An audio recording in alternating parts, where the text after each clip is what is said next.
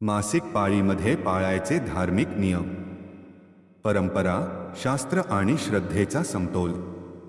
मासिक पाळी हा स्त्रीच्या जीवनातील अत्यंत नैसर्गिक आणि आवश्यक असा शारीरिक प्रक्रियेचा भाग आहे. तरीही भारतीय समाजात, विशेषतः धार्मिक आणि सांस्कृतिक पातळीवर, मासिक पाळीबाबत अनेक नियम, संकेत, बंधने आणि गैरसमज आढळतात.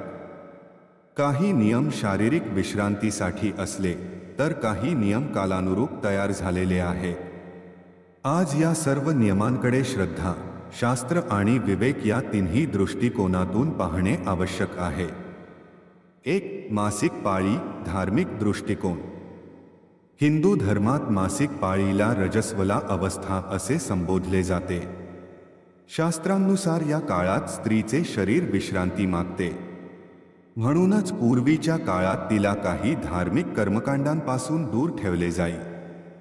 महत्त्वाची गोष्ट, धर्मग्रंथांमध्ये कुठेही स्त्रीला अपवित्र म्हटलेले नाही, तर तिला विश्रांतीची गरज असलेली अवस्था म्हणून पाहिले आहे. 2. देवपूजा व मंदिर प्रवेश.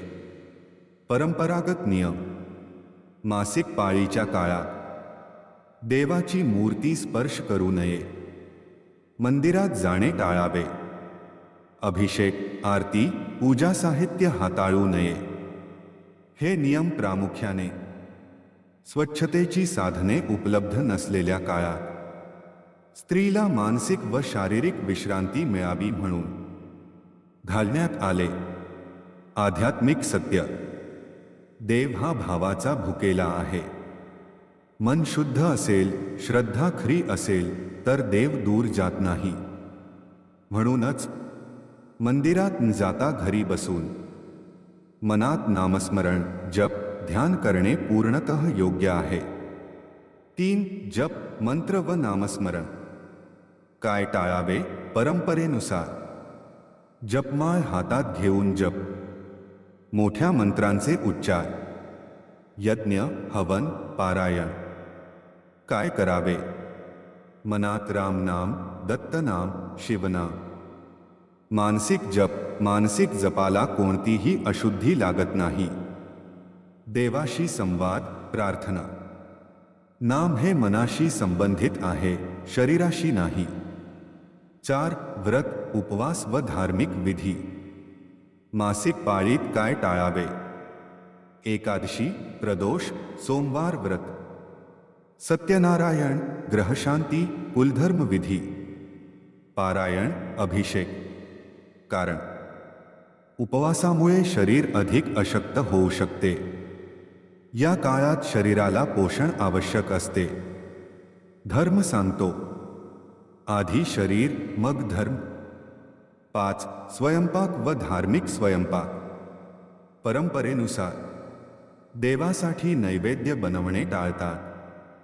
धार्मिक प्रसंगी स्वयंपाक न करणे नियम. स्त्रीला आराम मिळावा, जड कामापासून मुक्ती मिळावी, या उद्देशाने बनले. आजच्या काळात जर स्त्री स्वतः ठीक वाटत असेल, स्वच्छता पाळली जात असेल, तर अपराध मानला जात नाही. 6. धार्मिक ग्रंथ काय सांगतात? वेद, उपनिषद, भगवद्गीता. कुठेही स्त्रीला मासिक पाळीमुळे पापी किंवा अपवित्र म्हटलेले नाही. मनुस्मृती, धर्मसूत्रे यामध्ये नियम सांगितले आहेत, पण ते त्या काळातील सामाजिक स्थितीनुसार, आरोग्याच्या दृष्टीने घालण्यात आले होते. 7. देवी आणि मासिक पाळी. एक अत्यंत महत्त्वाचा मुद्दा. कामाख्या देवी, आसाम. दरवर्षी देवीला मासिक पाळी येते असे मानले जाते. अंबुबाची मेळा साजरा होतो. याचा अर्थ काय? मासिक पाळी ही शक्तीची, सृजनाची आणि ऊर्जेची निशाणी आहे. 8. चुकीचे समज आणि सत्य. मासिक पाळी म्हणजे अपवित्रता. देव रागावतो. पूजा केल्यास पाप लागते. मासिक पाळी म्हणजे नैसर्गिक प्रक्रिया. देव भावना पाहतो.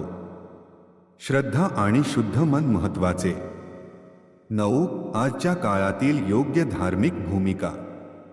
आज आवश्यक आहे परंपरेचा सन्मान, पण अंधश्रद्धा टाळणे. स्त्रीच्या आरोग्याला प्राधान्य देणे. जर एखादी स्त्री पूजेसाठी तयार नसेल, जबरदस्ती नको. मनात श्रद्धा असेल, देव दूर नाही. 10. अंतिम संदेश. मासिक पाळी म्हणजे लाज नाही, पाप नाही, अपवित्रता नाही. ती आहे सृष्टीचा नियम, मातृत्वाची तयारी, स्त्रीशक्तीचे प्रतीक.